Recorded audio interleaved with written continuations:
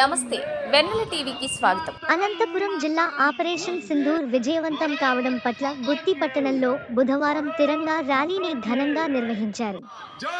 ఈ సందర్భంగా మాజీ MLA Madhusudan Gupta, municipal commissioner Jabbaniya, మాజీ సైనికుడు రాంబాబు మాట్లాడుతూ మన దేశానికి ఎలాంటి నష్టం జరగకుండా పాకిస్తాన్లో తీవ్రవాదులను, వారి స్థావరాలను ధ్వంసం చేసిన సైనిక సామర్థ్యాన్ని వారు కొనియాడారు.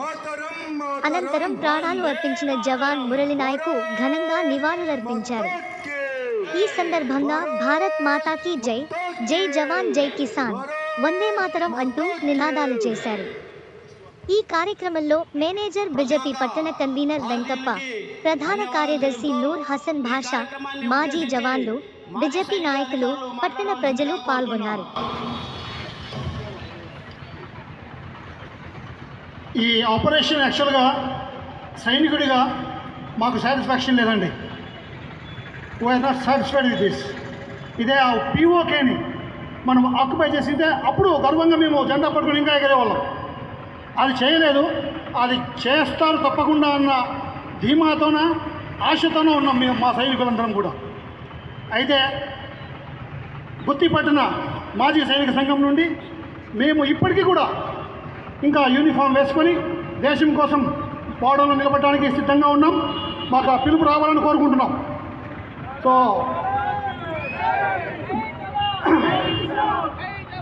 జై కిసాన్, థ్యాంక్ యూ వెరీ మచ్. వందే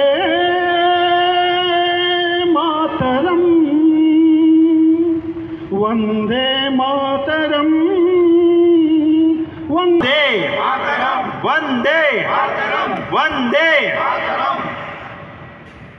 ప్రతి ఒక్కరికి, ముఖ్యంగా మన సైనికులకు, ప్రభుత్వానికి ఇదోధికంగా ఈ కార్యక్రమానికి విచ్చేసిన అందరికీ కూడా నా హృదయపూర్వక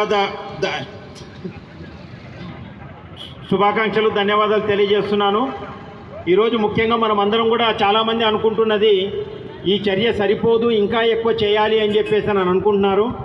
కానీ దయచేసి ఒకటి గుర్తుపెట్టుకోండి, ఏదే కానీ భావోద్వేగాల మధ్య నడవదు. మనకు నచ్చినప్పుడు మనకు నచ్చినట్టు చేయడం కాదు. దేనికైనా కానీ ప్రపంచవ్యాప్తంగా కూడా ఈరోజు యునైటెడ్ నేషన్ ఆర్గనైజేషన్స్ వచ్చిన తర్వాత ఏ దేశమైనా కానీ ఏ రకంగా ఎందుకు దానికి కట్టుబడిలో ఆ కట్టుబడి మధ్యలోనే మనం నడవాలి తప్ప ఇంకొక రకంగా వెళ్ళడానికి కాదు. ఇది ఏదో ఇద్దరు వ్యక్తుల మధ్యనో, రెండు కుటుంబాల మధ్యనో జరిగే కార్యక్రమం కాదు, జరుగుతున్న ఘర్షణ కాదు, రెండు దేశాల మధ్యన జరుగుతున్న ఘర్షణ. ఇది ఈరోజు ఇలాంటివి పెద్దగిన ఎత్తగిన ఇవి ప్రపంచ యుద్ధానికి కూడా దారితీస్తాయి. సో అంచేత మన పెద్దలు, ముఖ్యంగా నరేంద్ర మోడీ గారు కానీ, లేదు ఈరోజు కేంద్ర ప్రభుత్వంలో ఉన్న ఎన్డీఏ ప్రభుత్వం కానీ తీసుకుంటున్న ప్రతి చర్యకు, అది ఏ చర్య తీసుకున్నా కానీ వారికి మనందరం కూడా బేషరతుగా దేశ ప్రజలందరూ కూడా వారి వెనక నిలబడుతున్నారు. అదేవిధంగా కూడా మనమందరం కూడా నిలబడాలి. సో దయచేసి మనకందరికీ ఏంటనంటే ఒక ఉత్సాహం వస్తుంది, కానీ అక్కడ ఎంతోమంది సైనికులు వారి కుటుంబాలని వారిని వదిలేసి అక్కడ ఎంతో దుర్బలమైన పరిస్థితుల్లో దేశ సంరక్షణ కొరకు వాళ్ళు చేస్తున్నారు. సో ఏమి చేసినా కానీ, యుద్ధం చేసినా యుద్ధం చేయకున్నా, ఏ రకంగా చేసినా కానీ ఈరోజు దేశ ప్రజలందరూ కూడా ప్రభుత్వానికి, సైనికులకు అండగా నిలబడాలని చెప్పేసి, అంతేకాకుండా ఇక్కడ ఏదో పోలీసులు, అక్కడ మాత్రం ఏదో సైనికులు మాత్రమే దేశాన్ని కాపాడతారన్న విషయం కాదు. ప్రతి ఒక్క పౌరునికి కూడా బాధ్యత ఉంది. ఈరోజు నిన్న మొన్న కొన్ని చర్యలు తీసుకుంటుంటే ఈరోజు అన్ని స్లీపర్ సెల్స్ అన్నింటినీ కూడా దేశంలో ఉన్నాయని చెప్తున్నారు. మన గ్రామాల్లో కూడా స్లీపర్ సెల్స్ ఉండొచ్చు.